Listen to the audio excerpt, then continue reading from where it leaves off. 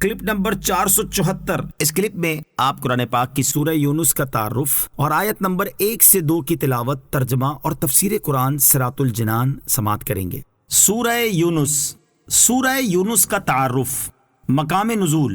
حضرت عبداللہ ابن عباس رضی اللہ تعالی عنہما فرماتے ہیں سورہ یونس مکیہ ہے، البتہ اس کی 3 آیتیں فَإِن كُنْتَ فِي شَكٍّ سے لے کر لا یؤمنون تک مدینہ منورہ میں نازل ہوئیں۔ رکوع اور آیات کی تعداد، اس صورت میں 11 رکوع اور 109 آیتیں ہیں۔ یونس نام رکھنے کی وجہ، اس صورت کی آیت نمبر 98 میں اللہ تعالیٰ کے نبی حضرت یونس علیہ الصلوۃ والسلام کی قوم کا واقعہ بیان کیا گیا ہے، جبکہ انہیں حضرت یونس علیہ الصلوۃ والسلام نے عذاب کی وعید سنائی اور خود وہاں سے تشریف لے گئے، تو ان کے جانے کے بعد عذاب کے آثار دیکھ کر وہ لوگ ایمان لے آئے اور انہوں نے سچے دل سے توبہ کی تو ان سے عذاب اٹھا لیا گیا۔ اس واقعے کی مناسبت سے اس سورت کا نام سورہ یونس رکھا گیا۔ سورہ یونس کے مضامین، اس سورت کا مرکزی مضمون یہ ہے کہ اس میں اللہ تعالیٰ کی وحدانیت، نبی کریم علیہ الصلوۃ والسلام کی نبوت، مرنے کے بعد دوبارہ زندہ کیے جانے اور اعمال کی جزا و سزا ملنے کو مختلف دلائل سے ثابت کیا گیا اور قرآن مجید پر ایمان لانے کی دعوت دی گئی ہے۔ اس کے علاوہ اس صورت میں یہ مضامین بیان کیے گئے ہیں۔ نمبر 1، مشرکین کے عقائد بیان کیے گئے اور نبی اکرم علیہ الصلوۃ والسلام کی نبوت کا انکار کرنے والوں کے 5 شبہات ذکر کر کے ان کا رد کیا گیا ہے۔ نمبر 2، اللہ تعالیٰ کی عظمت پر دلالت کرنے والے اس کی قدرت کے آثار ذکر کیے گئے ہیں۔ نمبر 3، دنیاوی زندگی کی مثال بیان کر کے اس میں غور کرنے کی ترغیب دی گئی ہے۔ نمبر 4، کفار کو قرآن پاک جیسی ایک صورت بنا کر دکھانے کا چیلنج کیا گیا۔ نمبر 5، کفار کی طرف سے پہنچنے والی اذیتوں پر حضور پرنور علیہ الصلوۃ والسلام کو تسلی دی گئی ہے۔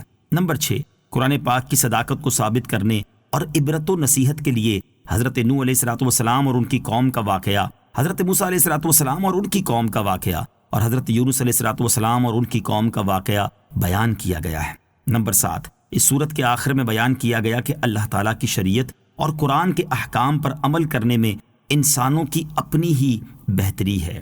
سورہ توبہ کے ساتھ مناسبت، سورہ یونس کی اپنے سے ماقبل سورت توبہ کے ساتھ مناسبت یہ ہے کہ سورہ توبہ کا اختتام نبی کریم علیہ الصلوۃ والسلام کے اوصاف کے بیان پر ہوا اور سورہ یونس کی ابتدا میں رسول کریم علیہ الصلوۃ والسلام پر نازل کی جانے والی وحی پر ہونے والے شکوک و شبہات کا رد کیا گیا ہے۔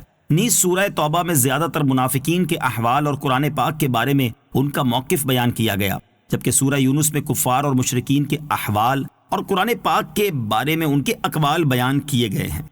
بسم اللہ الرحمن الرحیم۔ ترجمہ، اللہ کے نام سے شروع جو نہایت مہربان رحمت والا ہے۔ الف لام را تلک آیات الکتاب الحکیم۔ ترجمہ، الف لام را، یہ حکمت والی کتاب کی آیتیں ہیں۔ الف لام را یہ حروف مقطعات میں سے ہے، اس کی مراد اللہ تعالیٰ بہتر جانتا ہے۔ تلک آیات الکتاب الحکیم، یہ حکمت والی کتاب کی آیتیں ہیں۔ ایک قول یہ ہے کہ اس آیت میں ان آیات کی طرف اشارہ ہے جو اس صورت میں موجود ہیں۔ معنی یہ ہے کہ اے حبیب صلی اللہ تعالی علیہ وسلم، یہ آیات قرآن ہی کی آیات ہیں جو آپ پر نازل کیا گیا۔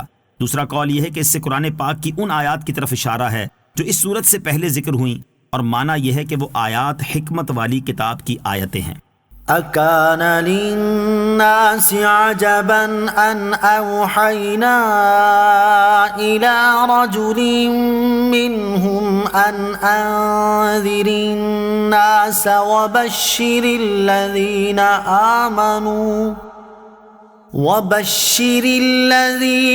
آمنوا أن لهم قدم صدق عند ربهم قال الكافرون إن هذا لساحر مبين۔ ترجمہ، کیا لوگوں کو اس بات پر تعجب ہے کہ ہم نے ان میں سے ایک مرد کی طرف یہ وحی بھیجی کہ لوگوں کو ڈر سناؤ اور ایمان والوں کو خوشخبری دو کہ ان کے لیے ان کے رب کے پاس سچ کا مقام ہے۔ کافروں نے کہا بے شک یہ تو کھلا جادوگر ہے۔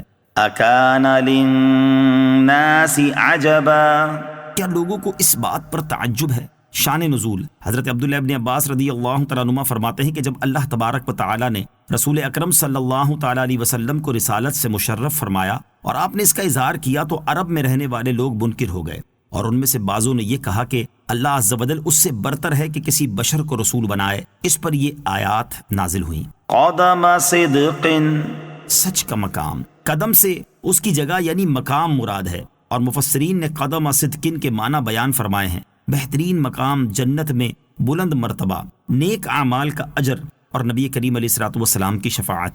گویا فرمایا گیا کہ مومنین کے لیے اللہ عز و جل کی بارگاہ میں بہترین مقام ہے، یا جنت میں بلند مرتبہ ہے، یا دنیا میں نیک اعمال کی توفیق ہے، یا آخرت میں نیکیوں کا اجر ہے، یا سرکار دو عالم علیہ الصلوۃ والسلام کی شفاعت ہے۔ قال الكافرون، کافروں نے کہا، کفار نے پہلے تو بشر کا رسول ہونا قابل تعجب و انکار قرار دیا، اور پھر جب حضور پرنور علیہ الصلوۃ والسلام کے معجزات دیکھے اور یقین ہوا کہ یہ بشر کی قدرت سے بالا تر ہیں، تو آپ علیہ الصلوۃ والسلام کو ساحر بتایا۔ ان کا یہ دعویٰ کذب و باطل ہے، مگر اس میں بھی حضور اکرم علیہ الصلوۃ والسلام کے کمال اور اپنے عجز کا اعتراف پایا جاتا ہے۔ صلو علی الحبیب صلی اللہ تعالی علی محمد صلی اللہ تعالی علیہ وسلم۔ مجھے اپنی اور ساری دنیا کی لوگوں کی اصلاح کی کوشش کرنی ہے انشاءاللہ عز و جل۔